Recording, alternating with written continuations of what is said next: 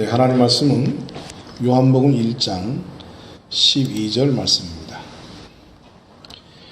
자, 우리 함께 같이 한번 봉독합시다. 영접하는 자, 시작. 영접하는 자, 곧 그 이름을 믿는 자들에게는 하나님의 자녀가 되는 권세를 주셨으니. 아멘. 요한복음 1장 12절 말씀이었습니다. 오늘 저는 건강한 복음의 요소라 하는 제목의 말씀을 가지고 함께 은혜를 받기를 원합니다. 구원 문제는 기독교의 가장 기본이면서도 또한 가장 핵심적인 그런 사항입니다. 그래서 초대교회 때부터 사탄은 이 예수 그리스도로 말미암는 인류 구원에 대한 이 문제에 집중적으로 공격을 해왔고, 그래서 초대교회 때부터 이 구원에 관한 문제는 많은 논란을 야기시켜왔고, 그리고 교회 안에 문제가 되어져 왔습니다. 그래서 사도들이 복음을 증거하는 가운데 다른 한편으로는 잘못된 복음으로 말미암아서 성도들이 영적으로 상처를 입고 왜곡된 신앙으로 빠져들어가지 않도록 그들로부터 참으로 온전한 복음으로 말미암아서 참된 구원에 이르도록 저들을 지켜내고, 그 잘못된 그릇된 이단 사상의 구원관으로부터 성도들을 바르게 세우는 이러한 노력이 함께 진행되어져 왔습니다. 그만큼 이 구원의 문제는 대단히 기본적이지만 또한 대단히 중요한 문제지만, 이렇게 많은 문제점들과 많은 도전에 직면해서 이 교회사 가운데에 많은 시달림을 받았다는 사실을 우리가 알 수 있게 되어집니다. 여러분, 초대교회에서 가장 이 구원의 복음을 증거하면서 공격을 가장 많이 받았고 가장 힘겹게 아픔을 겪었던 사람이 누구냐면 바로 사도 바울입니다. 사도 바울은 가는 곳마다 예수 그리스도를 믿는, 우리가 율법의 행함이 아니라 오직 예수 그리스도의 십자가의 복음을 믿는 그 은혜로 말미암아 우리가 구원을 얻는다라고 가르치다 보니까, 이 유대인들은 율법을 가장 배경으로 깔고 있는 민족이었어요. 그런데 율법의 행위로 구원 얻는 것이 아니라 오직 행함이 아닌 믿음으로 구원을 얻는다, 이렇게 가르친 사도 바울의 가르침을 도저히 수용하기가 어려웠습니다. 왜냐하면 저들에게 있어서는 평생의 가치로 생각했던 것이 율법이었고, 평생에 정말 우리 자신들이 끝까지 지키고 받들고, 그리고 가장 이방인들과 자신들의 차별성을 두고 있는 핵심적인 그 핵심이 바로 율법이었기 때문에 이 율법 없이도 구원을 받을 수 있다는 사실을 도저히 받아들일 수가 없었던 거예요. 그래서 이러한 유대교적인 배경 속에서 예수 그리스도로 말미암는 십자가의 그 복음만으로 오직 우리는 믿음으로 구원받는다, 하나님의 은혜로 구원받는다, 이러한 복음을 전했던 사도 바울의 그 복음의 내용을 저들은 아주 못마땅하게 생각을 했습니다. 그래서 심지어는 사도 바울이 가는 곳마다 그 뒤를 쫓아다니면서, 야, 이 바울은 사도도 아니야, 예수님이 직접 부르셨던 12사도 가운데 한 사람도 아니야. 근데 어느 날 예수를 핍박하고 다니다가 갑자기 예수를 만났네 하면서 3년 반 동안 어디 있었는지 모르는데 느닷없이 나타나서 자기가 예수를 만났다고 얘기하고, 그리고 예수님으로 말미암아 복음을 받았는데 우리는 율법이 아닌 오직 믿음으로 구원받는다, 이런 회개망측한 그 구원 사상을 가르치고 있는 이단의 괴수 중에 괴수다, 이러면서 바울이 복음을 증거하러 다니는 곳곳마다 쫓아다니면서 바울을 괴롭혔어요. 사도권 문제, 그 다음에 그가 증거하고 있는 구원의 핵심적인 은혜로 말미암는 믿음으로 구원받는다라는 이 사실에 대해서 아주 괴롭힘을 주었습니다. 이렇게 초대교회가 이 구원 문제 때문에 시끄럽게 되어지고 복잡하게 되어지니까 급기야는 이제 이 사도 바울이 제안을 했습니다. 좋아, 그러면 내가 증거하는 복음과 너희들이 말하고 있는 예수님으로부터 직접 선출받은 그 12사도들, 그 사도들의 복음이 정말 다른 복음인지 우리가 한번 이것에 대해서 토의를 한번 해보자. 이래가지고 세계 최초로, 기독교 역사상 최초로 예루살렘에서 교회 회의가 열리게 되어지는데, 그 이야기의 주제가 무엇이었습니까? 바로 구원 문제였습니다. 그래서 사도행전 15장에 보면 바로 이러한 배경이 매우 잘 나타나 있어요. 그래서 이제 초대교회에 최초로 교회 회의가 열리게 되었는데, 바로 그 주제가 무엇이냐면, 과연 율법을 지켜서 우리가 유대인들로부터 물려받았던 그 전통적인 율법과 복음을 함께 지켜서 구원을 받는 것이냐, 아니면 바울이 말하듯이 우리가 율법의 행위가 아니라 오직 하나님의 은혜로 십자가의 복음만, 그 믿는 믿음만으로 구원받는 것이냐 하는 이 율법과 은혜의 믿음, 이 사이에 정면 충돌이 벌어졌습니다. 그게 예루살렘 교회에서 일어났던 일이에요. 사도행전 15장에 그게 잘 나타나 있습니다.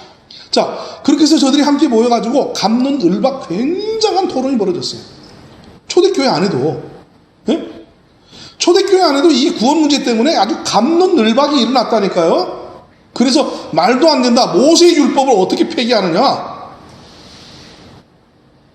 하나님이 우리 유대인을 부르실 때 유대인들을 특별하게 만들었던 것이 율법인데, 예?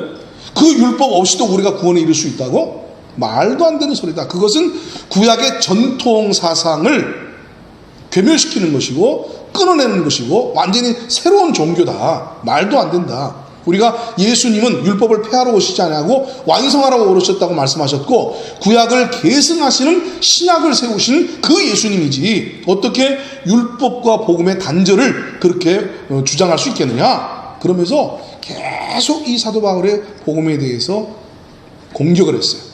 그것이 꽤 몇 날 며칠 동안 이 문제로 인해서 예루살렘 교회가 들썩들썩하고 사도들 사이에 많은 논쟁이 벌어졌습니다. 자, 이 예루살렘 공회가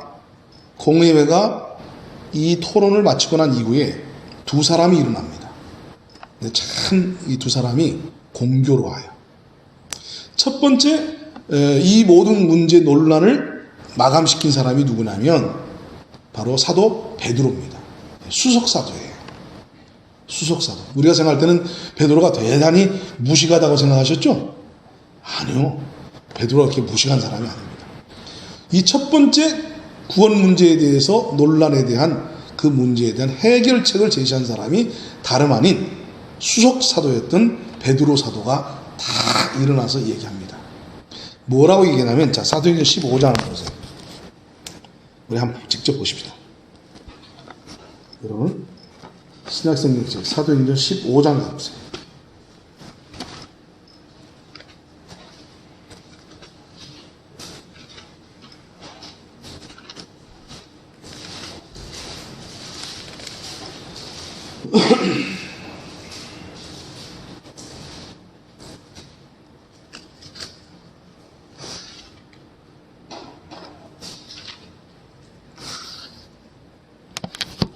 자, 사도행전 5장 6절부터 보겠습니다. 사도와 장로들이 이 일을 의논하러 모여, 바로 이 일, 제가 말씀드린 바로 구원 문제입니다. 많은 변론이 있은 후에, 이 일로 말미암아서 서로 많은 논쟁들이 있었어요. 변론이 있었다는 얘기입니다. 왜 안 그러겠어요? 있은 후에 베드로가 일어나 말하되, 자, 이제 베드로가 일어나서 말합니다. 형제들아, 같이 읽어요. 시작. 형제들아, 너희도 알거니와 하나님이 이방인들로 내 입에서 복음의 말씀을 들어 믿게 하시려고 오래전부터 너희 가운데서 나를 택하시고, 또 마음을 아시는 하나님이 우리에게와 같이 그들에게도 성령을 주어 증언하시고 믿음으로 그들의 마음을 깨끗이 하사 그들이나 우리나 차별하지 아니하셨느니라. 자, 이게 고넬료 사건을 지금 상기시키고 있는 겁니다. 고넬료 사건을 상기시키면서 당시의 구원은 유대인들만 받는 것이라고 생각했었는데, 하나님께서 베드로에게 그 구약에 먹지 못할 그런 것들을 보여주시면서 먹으라고 얘기해요. 그래서 그가 기이하게 여기고 있을 때 바로 고넬료가 사람을 보내어서 이 베드로를 초청을 합니다. 그래서 그가 이방인에게 가고 싶지는 않았지만 이 환상과 이것이 뭔가 좀 연관성이 있는 것 같아서 따라갑니다. 따라가서 그들에게 복음을 전했어요. 전했는데 어떤 일이 벌어집니까? 바로 오순절날 저희들이 받았던 그 성령이 바로 그곳에 임해서 고넬료와 더불어서 함께 모였던 이방인들이 성령을 받고 구원받는 역사가 나타나게 되신 거예요. 바로 그 사건을 지금 사도 베드로는 상기를 시키고 있습니다. 자, 내가 이방인들에게 복음을 증거했다. 이방인들에게 복음을 여는 그 핵심으로 하나님이 나를 부르셨고 그 일을 직접 주도한 사람이 나다. 이렇게 말을 하면서 자 10절입니다. 10절 시작. 그런데 지금 너희가 어찌하여 하나님을 시험하여 우리 조상과 우리도 능히 매지 못하던 멍에를 제자들의 목에 두려 하느냐. 예. 보세요. 여러분 베드로가 보통 똑똑한 사람이 아닙니다.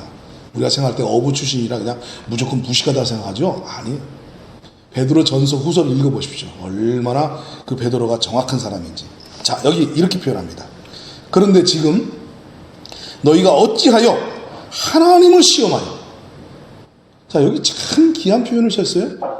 지금 율법을 지켜야 구원을 받을 수 있고 율법과 예수를 믿는 믿음을 함께 가져야 된다라고 주장을 하던 그 많은 유대인들을 대변하고 있었던 사람들에게 너희들이 그런 사상으로 구원관을 왜곡시키면 그건 무엇하는 것이다 지금? 하나님을 시험하는 것이다.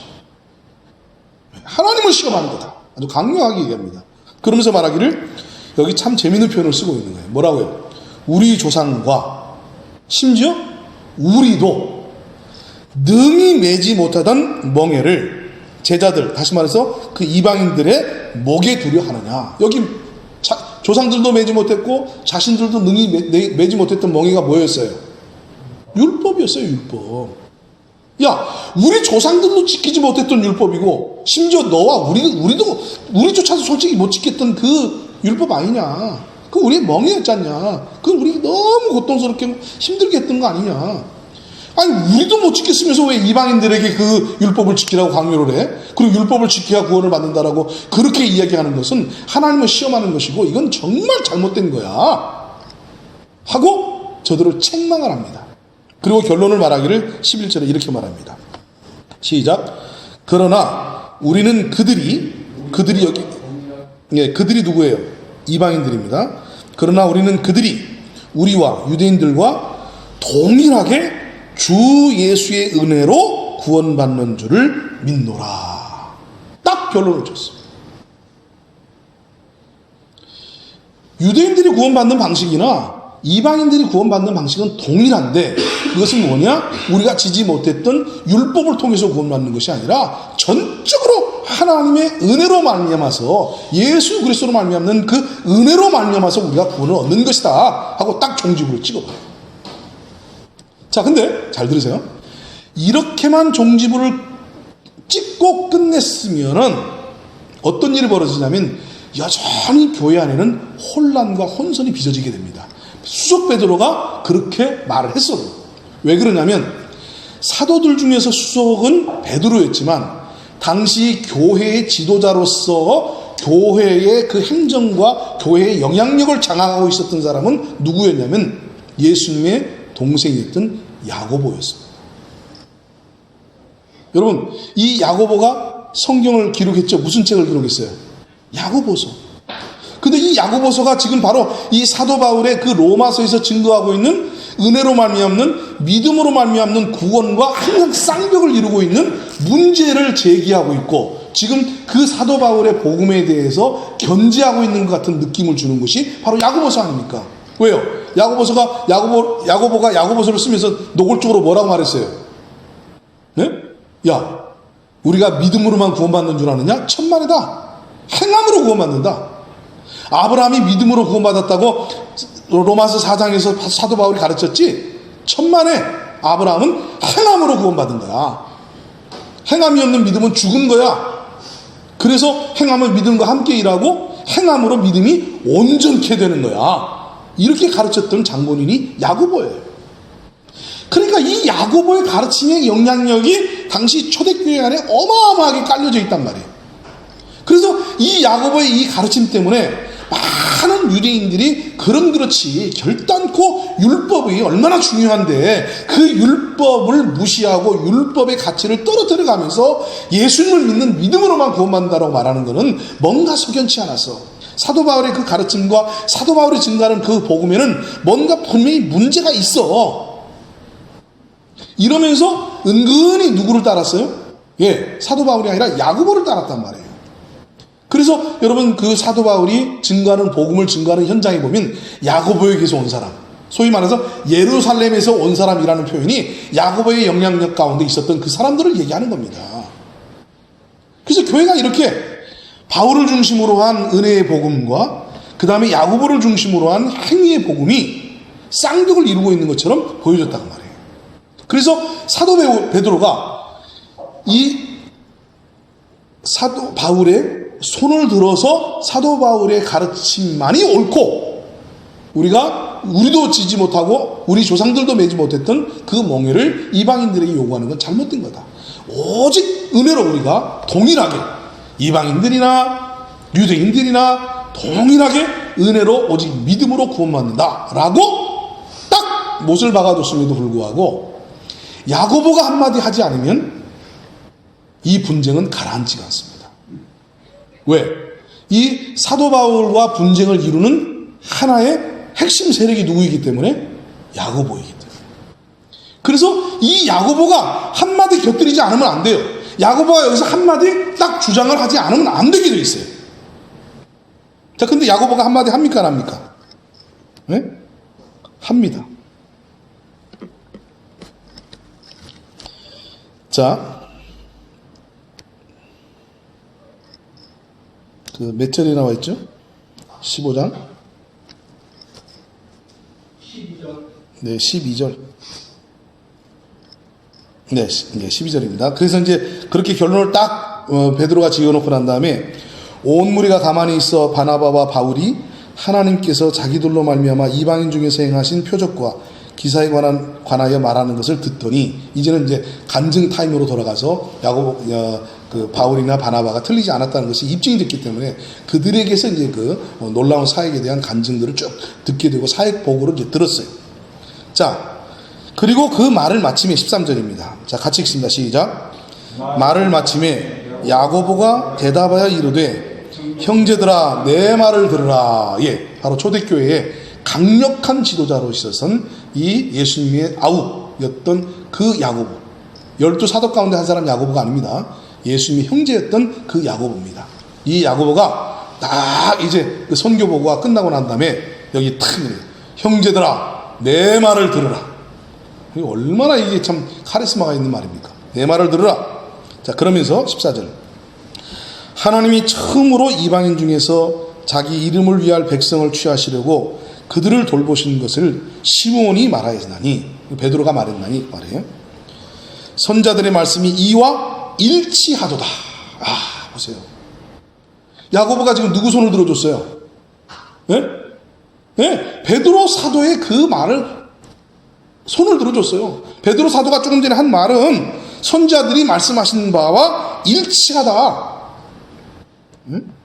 그러면서 기록된 바 이후에 내가 돌아와서 다윗의 무너진 장막을 다시 지으며 또 그 허물어진 것을 다시 지어 일으키리니 이는 그 남은 사람들과 내 이름으로 일컬음을 받는 모든 이방인들로, 그 이방인들입니다, 주를 찾게 하려 하심이라 하셨으니 즉 예로부터 이것을 알게 하시는 주의 말씀이니라.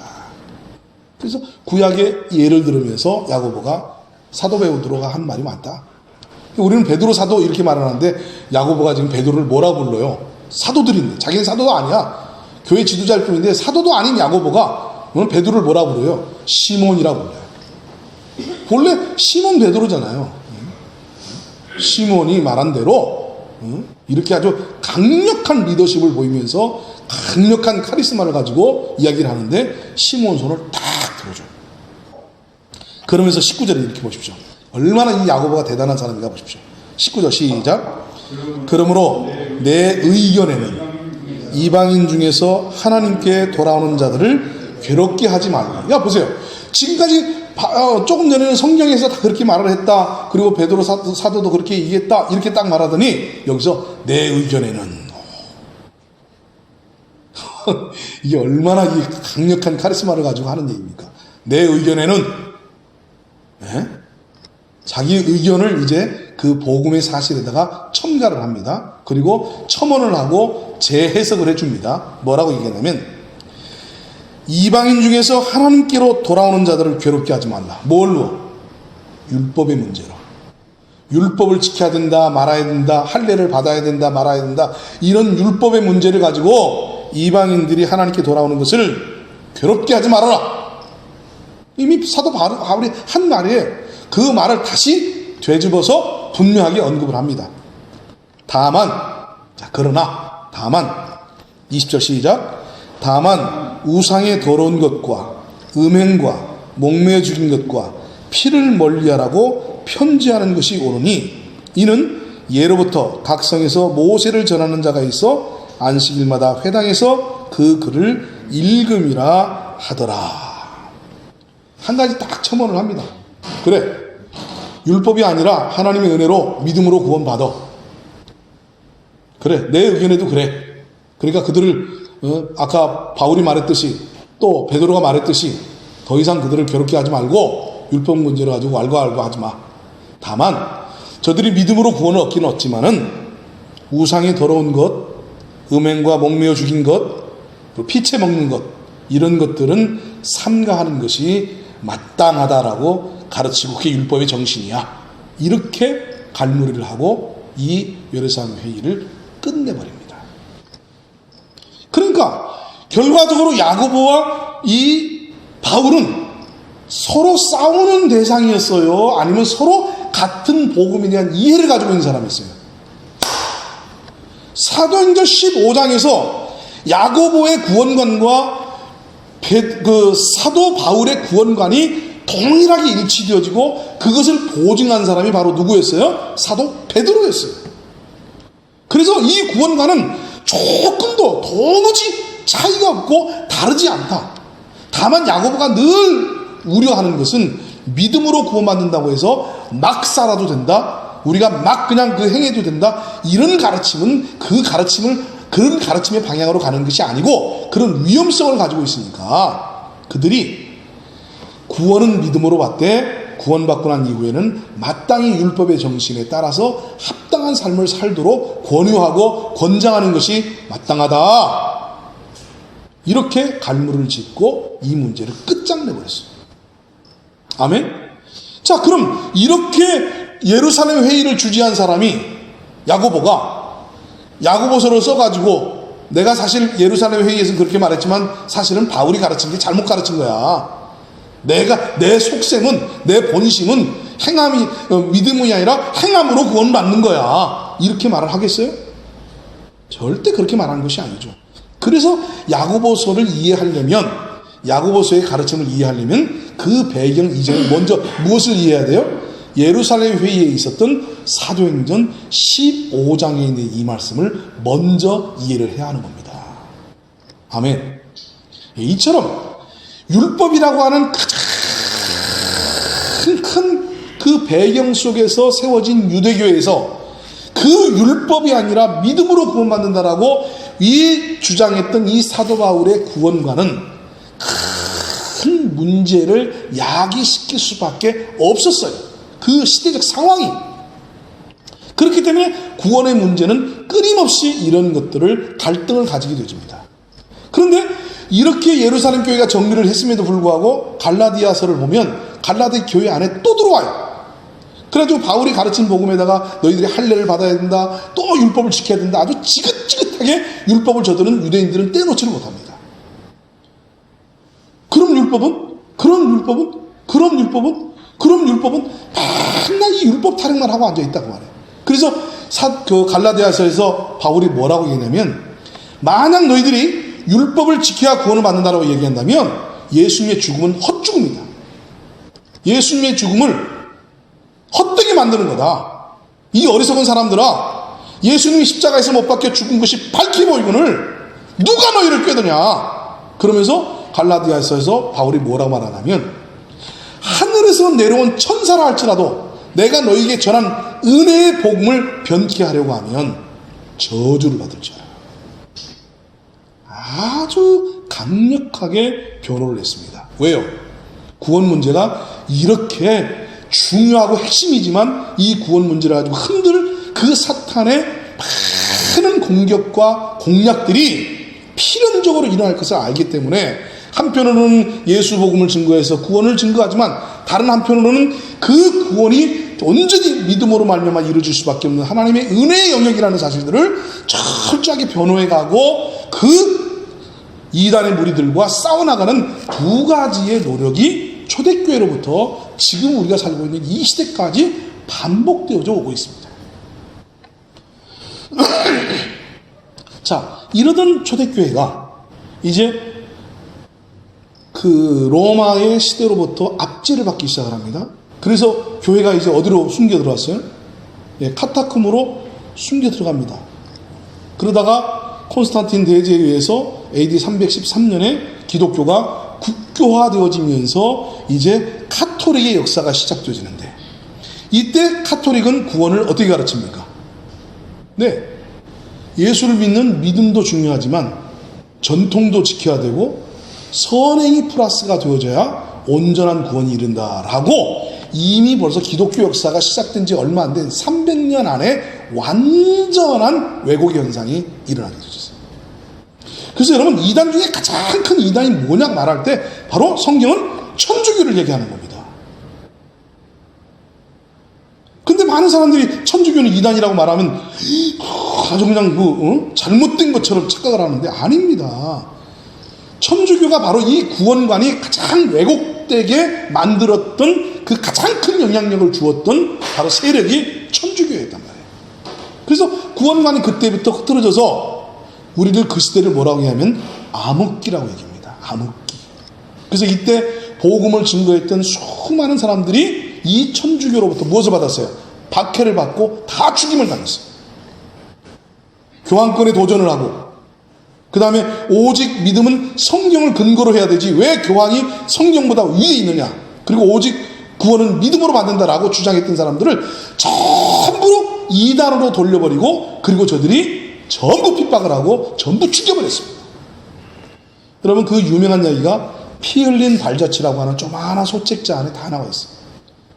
근데 거기서 언급되어져 있는 바로 천주교가 이단이라고 말했던 그들이 실상은 그들의 믿음의 내용을 보면 이 바울이 증거했던 복음의 핵심들을 유지하려고 노력해왔던 그러한 사람들이었다는 사실을 우리는 오히려 알게 되죠. 자, 그러던 것이 여러분 우리가 너무나 잘 알고 있듯이 누구를 통해서? 마틴 루터를 통해서. 이 마틴 루터가 누굽니까? 바로 천주교 사제였어요. 천주교 사제로서 이 루터는 뭐 하는 사람이었습니까? 신학교에서 강의하던 교수였어요. 근데 신학교에서 강의하던 이 교수였던 이 마틴 루터가 아무리 성경을 통해서 연구를 해봐도, 특별히 시편과 특별히 이 마틴 루터가 깨진 게 바로 뭘 강의하다고 그랬냐면 로마서를 강의하다가 로마서의 가르침의 내용에 대해서 온전히 이해를 하면서 완전히 깨달음을 얻게 되신 거예요. 로마서의 가르침을 보니까 율법의 행위로서는 우리가 어렵다면 얻는 것이 아니고, 율법은 내가 죄인인 것을 깨닫게 하고 그리스도께로 우리를 인도하는 몽학선생으로서 율법 외에 다른 한 의가 나타났으니 그것은 오직 예수 그리스도를 믿는 믿음으로 말미암아서 얻는 구원이다. 이 사실을 로마서를 연구하면서 루터가 깨닫게 되십니다. 그래서 해방을 받게 되죠. 그 마음속에서 참된 자유를 누리면서 구원의 감격을 누리게 되집니다. 그래서 그가 95개 조항의 경문을 이제 쿠텐베르트 성당에다가 딱 붙여놓고 토론하자는 거예요. 내가 성경을 통해서 보니까 너희들이 가르친 구원관 잘못됐어. 너희들은 거짓된 구원을 가지고 사람들을 지금까지 미혹시켜왔고, 그리고 과거 유대인들이 그 짊어지지 못했던 그 율법을 지금 너희들이 자꾸 선행이라는 말로 그 왜곡시키고 변질시켜서 이렇게 사람들을 구원에 이르지 못하도록 가르치고 있으니 이게 믿음이 잘못됐다.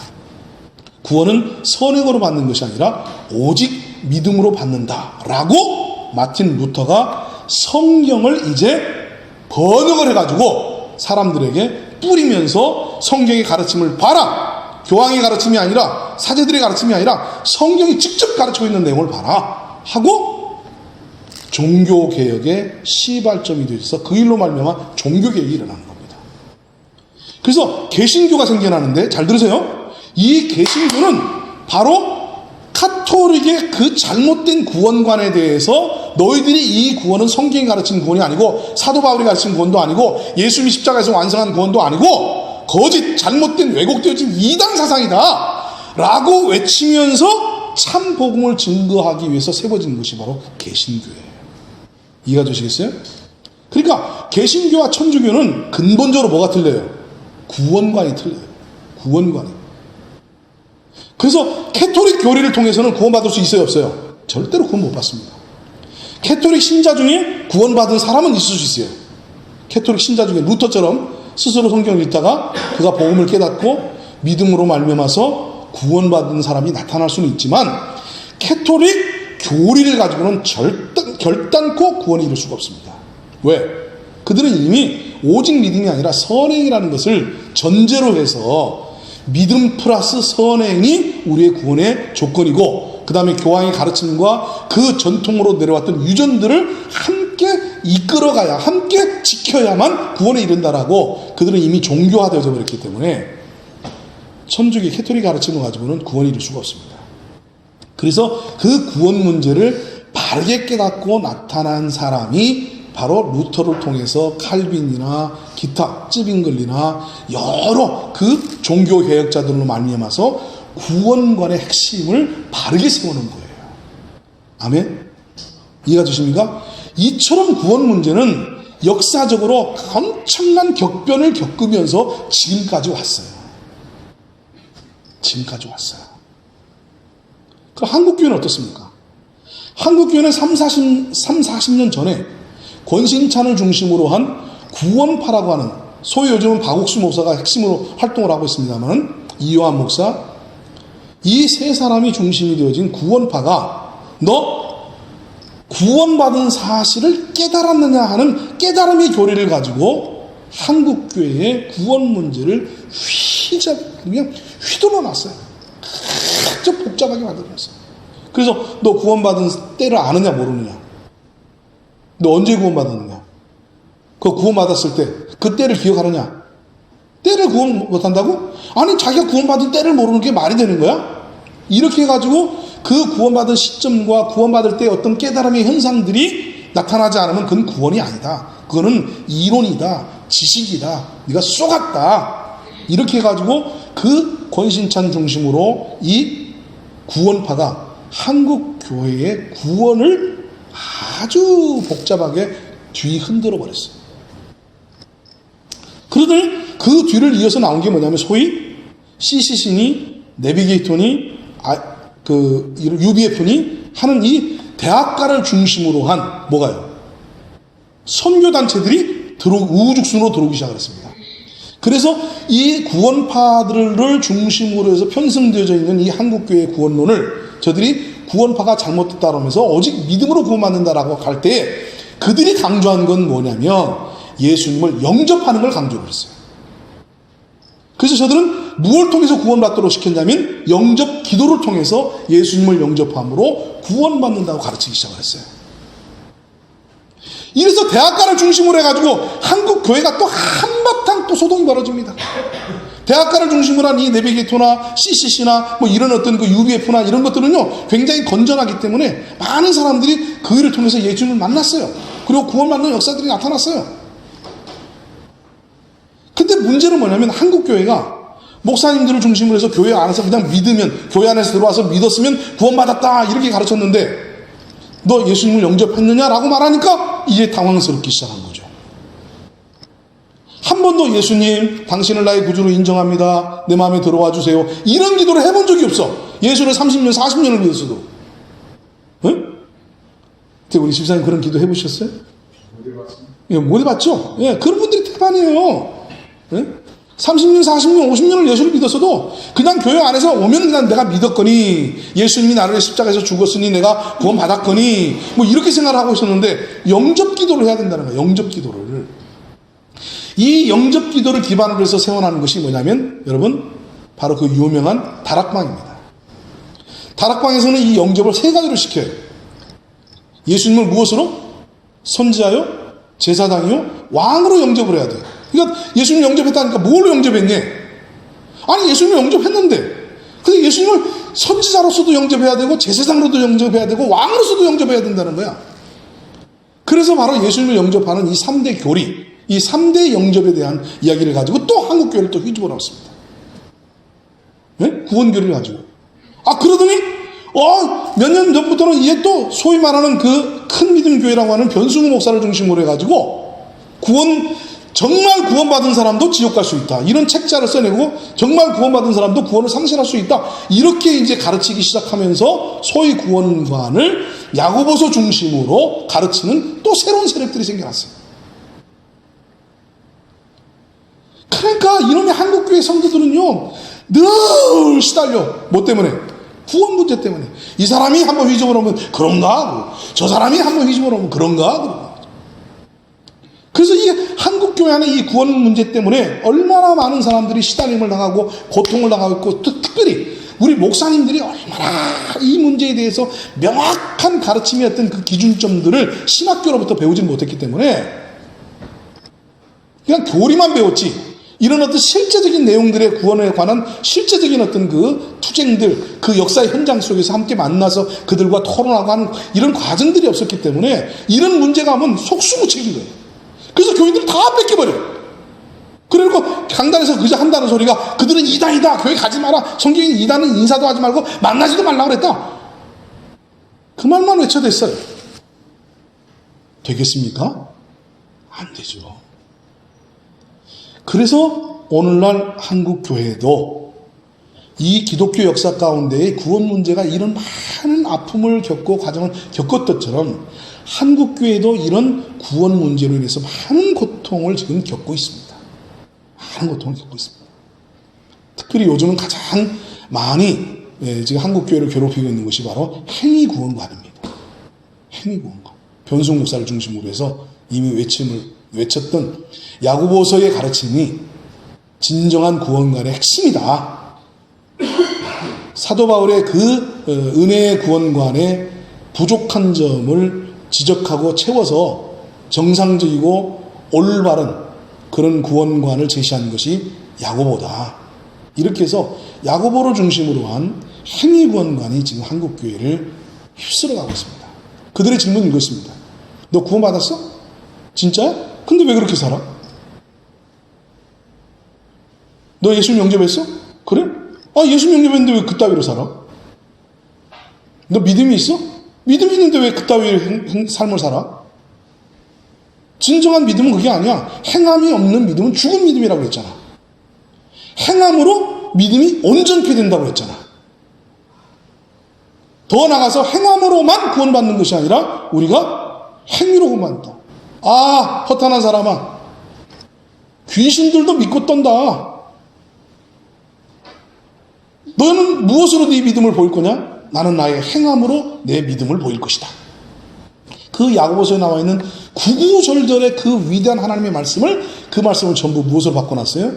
구원관으로 바꿔놨어요. 아까 말씀드렸듯이 이미 야고보는 사도행전 15장에서 이미 사도 바울과 사도 베드로의 손을 들어주고 내가 이들과 동일한 믿음이 있고 동일한 사상으로 구원관이 똑같다라고 선언을 해놨는데, 오늘 이 시대에 야고보서를 잘못 이해하고 있는 사람들이 이렇게 구원관을 가지고 성도들을 흔들어 놓고 있단 말이에요.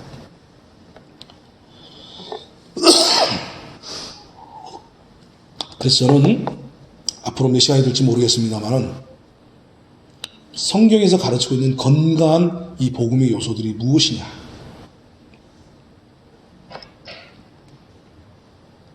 예, 7가지가 있습니다. 자, 한번 읽고 이제 마치고 다음 주부터 이제 다루도록 하겠습니다. 자, 같이 읽습니다. 1. 죄와 죄인됨의 인식과 자각 문제. 2. 회개의 의미와 회개의 위치. 3. 믿음과 영접의 관계 및 그 차이점. 4. 율법과 십자가의 관계. 5. 믿음과 행함의 관계. 야고보서에 나타난. 6. 구원의 확신과 구원의 상실의 문제. 7. 하나님의 주권, 택함과 인간의 자유의지 문제. 이런 다양한 복음의 요소들을 우리가 제대로 성경적으로 이해를 못하게 되면 여기 요소마다 다 함정이 있고 여기 요소마다 태클이 걸릴 만한 것들이 있어서 우리 구원 문제가 이렇게 흔들면 저렇게 흔들리고 저렇게 흔들면 저렇게 흔들려 버립니다. 그래서 우리는 가장 기본적이면서도 가장 핵심적인 그러면서도 가장 중요한 이 구원의 문제를 구원의 요소들을 제대로 이해를 하고 성경의 가르침을 따라가서 우리가 제대로 한번 정리해야 할 필요가 있기 때문에 그런 시간을 갖기를 원합니다.